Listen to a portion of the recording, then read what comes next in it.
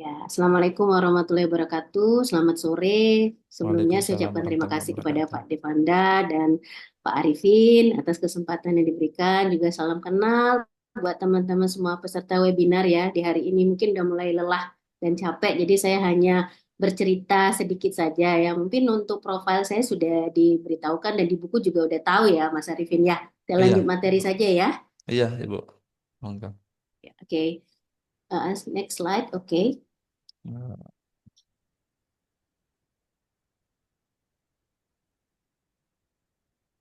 Ya, saya itu kebagian materi chapter 16 di buku Ruang Lingkup Keperawatan yang satu ya, tentang nurse anestesi. Nah, keperawatan anestesi ini adalah cabang dari ilmu keperawatan tentang anestesi di mana kita sering dengar perioperatif atau peri anestesia.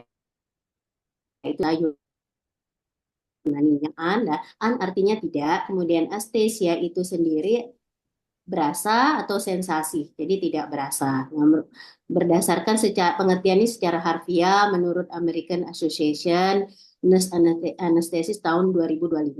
Kemudian tugas perawat anestesi itu dia memberikan asuhan keperawatan anestesi di tiga term, artinya di tiga bagian, mulai dari pra anestesi, intra anestesi, sampai pasca anestesi atau post anestesia. Nah, di pra anestesi ini di beberapa tahun yang lalu itu saya masih ngalamin kita sebagai perawat anestesi itu melakukan pre-visit ya atau kunjungan ke ruangan sebelum pasien-pasien tersebut dilakukan pembiusan. Tapi di saat-saat sekarang itu ada beberapa institusi juga termasuk saya tidak melakukan lagi untuk kunjungan ke ruangan ke pasien-pasien tersebut. Tapi pra-anestesia ini di sini artinya di ruang penerimaan atau reception room atau di RR gitu. Pasien diantar sama perawat ruangan, perawat inap sampai ke ruang reception room. Nah, di situ kita sudah mulai bekerja, memberikan asuhan sebagai perawat anestesi. Nah, di sana itu kita melakukan namanya asuhan keperawatan pra anestesi. Yang kita lakukan adalah pengkajian kondisi awal, kondisi klinis pasien, bagaimana riwayat penyakitnya, bagaimana riwayat alergi, terus penggunaan protese. Saya kasih salah satu contoh aja, misalnya dia punya riwayat alergi. Nah, karena kekhususan saya di kardiovaskuler, bedah jantung, misalnya alergi seafood atau alergi makanan laut ya. Jadi kalau salah satu obat kita antikoagulannya pengenceran heparin itu prokoagulan itu protamin. Dia menggunakan adalah spermanya ikan salmon. Jadi kita hati-hati terhadap pasien yang punya riwayat alergi dengan terhadap ikan laut atau makanan laut. Jadi kita dengan caranya seperti apa intervensinya? Kita siapin pemberian obat-obatan tersebut dengan pengenceran yang lebih dari biasanya. Misalkan pada pasien yang bisa tanpa riwayat alergi, kita berikan dengan pengenceran NaCl itu 100 mililiter. Tapi untuk dengan pasien tersebut yang punya riwayat alergi makanan laut tersebut kita lebih encerkan lagi dengan 200 NaCl, 200 mililiter NaCl dan memberikannya secara perlahan-lahan sambil kita lihat apakah ada reaksi alerginya. Nah, mungkin ada pertanyaan juga, bagaimana kalau misalnya dengan pasien di ruang operasi yang tertutup, kita bisa lihat dia alerginya seperti apa? Kita bisa lihat ya dengan dari EKG, dari heart rate itu pelan-pelan dia turun. Jadi sinus bradi, hipotensi, bahkan nanti jadi aritmi, bisa jadi asistol, PTVF, dan lain-lain ya. Jadi itu kenapa kita harus melakukan pengkajian secara holistik terhadap pasien-pasien yang akan kita lakukan pembiusan. Kemudian selain itu cemas, pasti pasien-pasien yang mau masuk atau dilakukan tindakan adalah cemas dia. Ketakutan, takut akan kematian. Dia berpikir setelah saya dilakukan tindakan ini apakah akan hidup lagi, apakah akan ketemu keluarga lagi. Nah, cemas itu bisa kita lihat dari kondisi klinis, tanda-tanda klinis, misalnya ekspresi wajah tegang, ada juga kita bisa lihat dari, misalnya kalau ada monitor di ruang persiapan atau ruang penerimaan, dia heart rate-nya meningkat, takikardi, atau bahkan tekanan darahnya yang meningkat. Oh, ini tandanya cemas. Kenapa? Apa yang akan kita lakukan? Kita dekatin, kita kasih distraksi, relaksasi, hangatkan. Jadi buatlah pasien atau individu itu seperti bagaimana kita ngalamin. Jadi mengurangi kecemasannya. Ya, itu yang kita lakukan. Kemudian edukasi. Edukasi yang bisa kita lakukan. Nah, setelah pra-anestesi semua sudah ready, persiapan pasien sudah siap, persiapan kamar operasi sudah siap, persiapan penunjang termasuk persiapan transfusi darah, persiapan dan lain-lain, kemudian pasien atau individu yang akan dilakukan tindakan masuk ke tahap intra-anestesi. Nah, di intra-anestesi kita sebagai perawat anestesi sudah yang sebelumnya menyiapkan semuanya, termasuk airway management, obat-obatan, cairan, karena kita berpacu dengan waktu di dalam kamar operasi. Tidak ada waktu menunggu apa yang terjadi. Misalkan dia aritmi, itu nggak ada istilah tiba-tiba ya. Kita udah tahu dari dia menuju asistol itu nggak mungkin langsung. Dari misalnya dia sinus ritem, dia menjadi bradikardi dulu, kemudian menjadi VTVF, berarti nah itu butuh waktu. Tapi kita sebagai perawat anestesi yang kompeten, yang qualified, semua sudah berada di dekat kita, yaitu intra anestesi. Kemudian kita harus bekerja sama sebagai mitra dengan dokter anestesi atau konsulen anestesi karena ada kita delegasi dan mandatori ya. Jadi kita bukan sebagai perawat anestesi itu individu mandiri yang bisa memberikan terapi ini, tapi kan ada di supervisi, delegasi dan mandatori selain memang asuhan keperawatan yang tindakan mandiri kita yang sesuai dengan RKK kita ya. Kemudian pemantauan hemodinamik. Jadi kita harus tahu bagaimana nah, sesuai dengan apa tindakannya ya. Ada yang hemodinamik invasif atau non invasif, kita juga harus tahu. Makanya nanti pendidikan dan kualifikasi daripada perawat anestesi karena dia sudah kehususan ya dari perawat generalis nanti kompetensi ke perawat anestesi itu ada kriteria-kriterianya ya. Nah, juga di kamar operasi di intra anestesi kita juga harus menjaga airway manajemennya, kemudian tidak hipoksia, tidak hipotensi, kemudian jangan terjadi.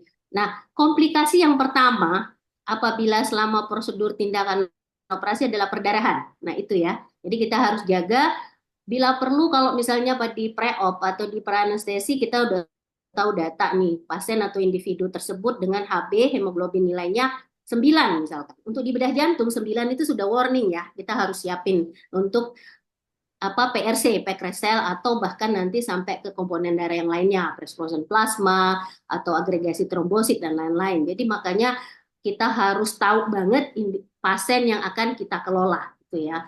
Kemudian di intraanestesi juga jangan sampai dia terganggu keseimbangan asam basa, keseimbangan cairan. Nah, itu yang sebagai perawat anestesi apa sih yang harus kita lakukan? Apa yang harus kita lakukan itu siapkan ya.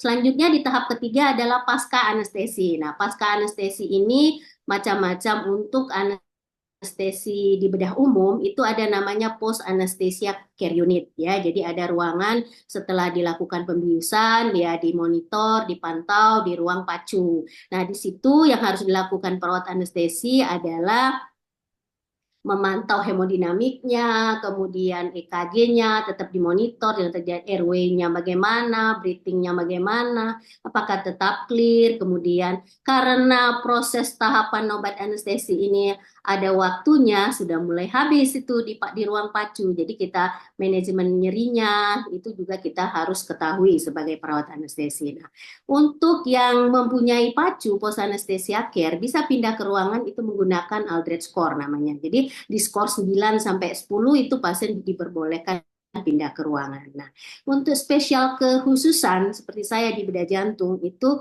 tidak ada pacu, tidak ada recovery room ya. Jadi semua pasien yang setelah dilakukan tindakan bedah jantung baik masih terintubasi maupun sudah terekstubasi itu dipantau dan dipindahkan ke ruang ICU, Intensive Care Unit pasca bedah jantung kayak gitu ya. Itu sesuai dengan memang untuk yang bedah jantung. Tapi untuk teman-teman yang bedah-bedah umum lainnya yang selama ini saya lihat itu ada ruang pacu ya. Itu yang bedah jantung yang open heart. Tapi kalau misalnya kita mengerjakan vaskuler, embolektomi, itu juga di kita juga ada ruang recovery room-nya ya, tapi tidak semua pasien yang dilakukan pemantauan di ruang pacu tersebut melainkan dipindahkan langsung ke ICU. Nah, kemudian lanjut ke pendidikan dan kualifikasi. Nah, pendidikan dan kualifikasi ini kelemahannya di Indonesia adalah sampai sekarang S1 keperawatan anestesi itu belum ada ya. Hanya ada pelatihan perawat sertifikasi perawat anestesi dasar. Saya pernah dapat pelatihan itu sertifikat sertifikat anestesi dasar. Jadi semuanya belajar, semua macam-macam anestesi dasar kita belajar di situ. Kemudian nanti di advance kardiak untuk di saya di kita itu kemarin sudah melakukan pelatihan advance yang kardiak anestesi itu di tahun 2024-2025. Kemudian di 2026 ini lagi direvisi kurikulum. Insya Allah di beberapa bulan kemudian itu bisa kita launching kalau ada teman-teman yang berminat untuk lanjut ke advance. Nah, tapi syarat dan kriterianya itu adalah teman-teman minimal bekerja di bidang anestesi 3 tahun ya. Kalau di apa tingkatannya itu jenjang di PK2 gitu. Jadi untuk minimal bekerja juga di masuk ke kamar operasi kan di minimal PK2 gitu. Itulah kelemahannya, hanya ada pelatihan-pelatihan. Kalau dulu, nah organisasi di Indonesia itu ada dua ya. Ada perawat anestesi, HIPANI, Himpunan Perawat Anestesi Indonesia. Kemudian ada IPA ya, Ikatan Penata Anestesi Indonesia kayak gitu. Itu organisasi. Kalau dulu saya pernah itu di Cikini, tapi saya kurang update lagi apakah yang di Cikini masih ada ya, yang pelatihan 3 bulannya untuk penata anestesi itu. Oke, selanjutnya, nah masalah selama peri anestesia. Jadi selama peri anestesia tadi sebagian sudah saya paparkan kalau di pre anestesi itu pasien datang masalahnya cemas, kemudian dia kurang pengetahuan, ketidaktahuan, kemudian dia merasa hipotermi karena kan pasien atau individu yang mau dilakukan prosedur anestesi itu dia tidak menggunakan gaun selengkap kita ya, hanya selembar kayak gitu pasti. Dan ruang operasi itu kan dingin dibandingkan di ruangan rawat inap karena memang diharuskan supaya mengurangi mikroorganisme. Nah, ruang operasi pun itu kan ada suhunya di 18 sampai 22 derajat Celcius dengan kelembaban 40 sampai 60% kayak gitu memang sudah ada settingannya. Nah, itulah peran perawat anestesi di situ di ruang pre anestesia juga. Jadi kalau misalnya ketemu anak-anak untuk ngilangin rasa cemasnya kita kasih boneka, kalau lagi yang cowok mobil-mobilan kayak gitu. Jadi bagaimana si perawat anestesi itu mengurangi si kecemasan pasien tersebut ya. Kemudian kalau di intra anestesi masalah itu bisa jadi hipotensi, hipoksia, perdarahan, hipotermi. Itu tadi kalau hipotermi sebetulnya dari sebelum di ruang RR, di ruang penerimaan kita sudah hangatkan ada warm air itu namanya kalau sekarang kita sering sebut blower atau nanti di kamar operasi kita kasih cairan hangat itu kan ada apa tuh ada alat itu fluid warmer itu tapi saya nggak rekomendasikan lagi yang Animax untuk darah karena dia panas terus jadi gumpalan-gumpalan jadi tidak direkomendasikan memang ada yang alat untuk fluid warmer itu ya tersendiri.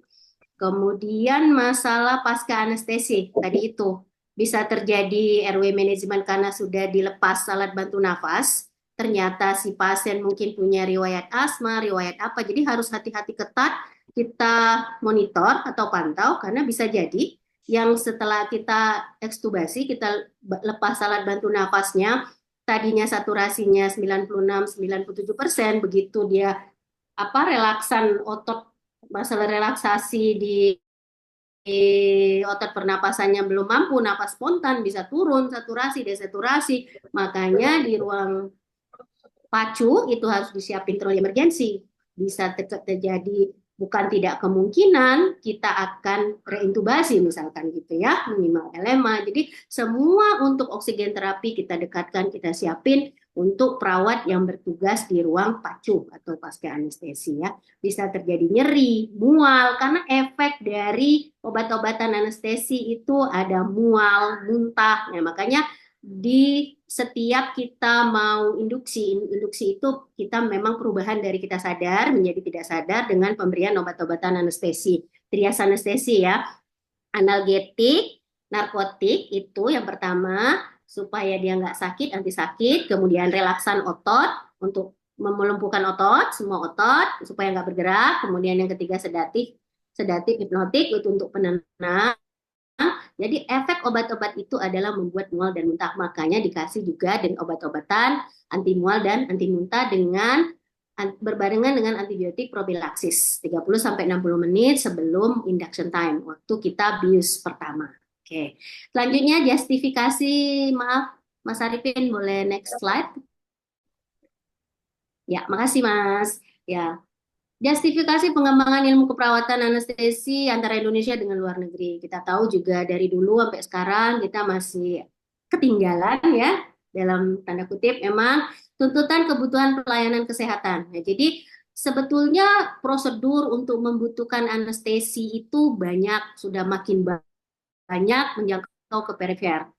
Tapi lagi-lagi masalahnya adalah dokter anestesi, perawat anestesi ya. Jadi kemudian efisiensi dan aksesibilitas pelayanan. Jadi kadang-kadang memang sampai kerujukan kita tingkat 3 atau ya ke kota juga udah telat karena dia udah bleeding atau apa.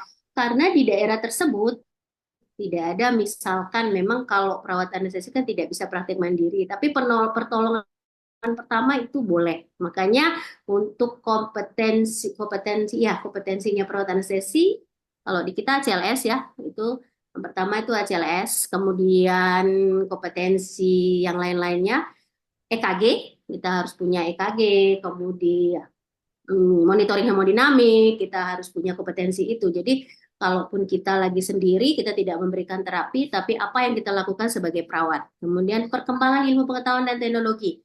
Nah, ini sebetulnya sangat berkembang ilmu pengetahuan dan teknologi kalau kita rajin lihat internet ya. Memang untuk keperawatan di Indonesia itu belum ada regulasinya, legalitas regulasi nurse anestesia. Kalau di luar kan ada anesthetic nurse gitu kan, dia punyanya organisasi sendiri, dia punyanya legalitas, bahkan dia sudah diakui. Kolaborasi dan interprofesionalisme.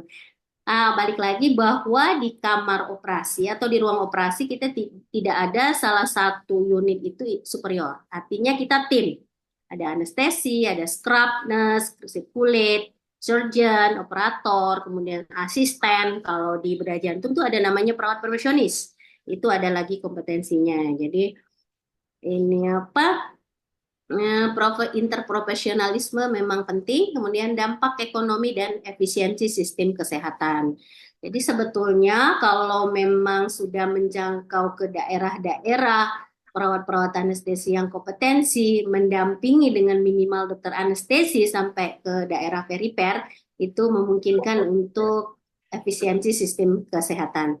Kemudian keunikan, nah saya hanya memberikan share bahwa di salah satu akreditasi GCI internasional dan nasional, bahwa mungkin teman-teman ada juga kok ada penata, ada perawat ya. Saya tidak menyinggung masalah organisasi, tapi kalau di akreditasi kita GCI dan di nasional, misalkan di KARS itu ada di PAB pelayanan anestesi bedah dan di GCI anestesi and surgical care itu di 3.3, 3.3 itu adalah bahwa dokter anestesi bekerja sama dengan perawat anestesi dan atau penata anestesi. Jadi sama ya.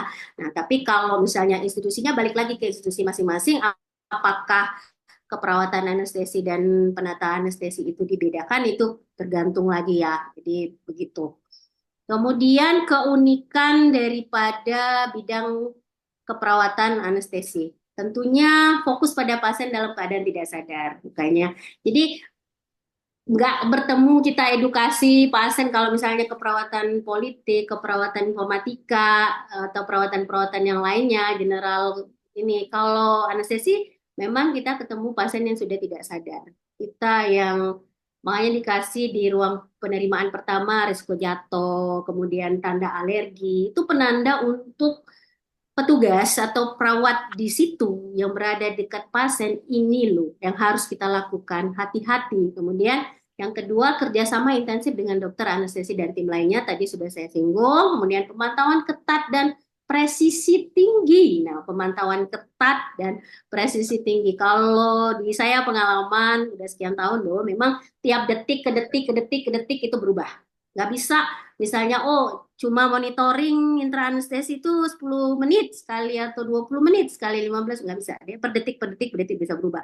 Kalau misalnya sekarang dia sinus rhythm, ntar lagi bisa jadi PTVF kayak gitu kan. Karena memang jantungnya dimanipulasi. Kemudian pengetahuan farmakologi yang mendalam.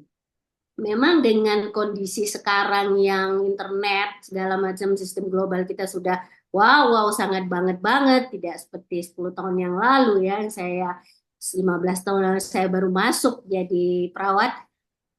Oke, ya oke, saya lanjut sedikit boleh Mas Arifin? 5 poin lagi.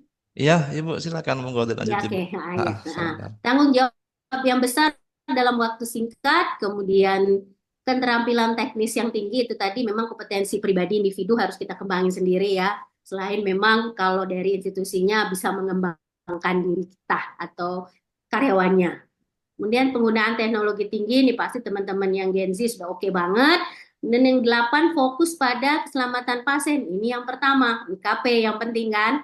Yang terakhir, keterlibatan selama seluruh prosedur. Yaitu tadi, dari peri anestesia. Jadi peri itu terdiri dari pra, intra, dan pasca anestesia. Oke, saya rasa cukup sekian ya. Semoga ini adalah cerita dari saya yang saya share. Terima kasih, saya ucapkan terima kasih banyak. Saya kembalikan ke Mas Arifin. Assalamualaikum warahmatullahi wabarakatuh.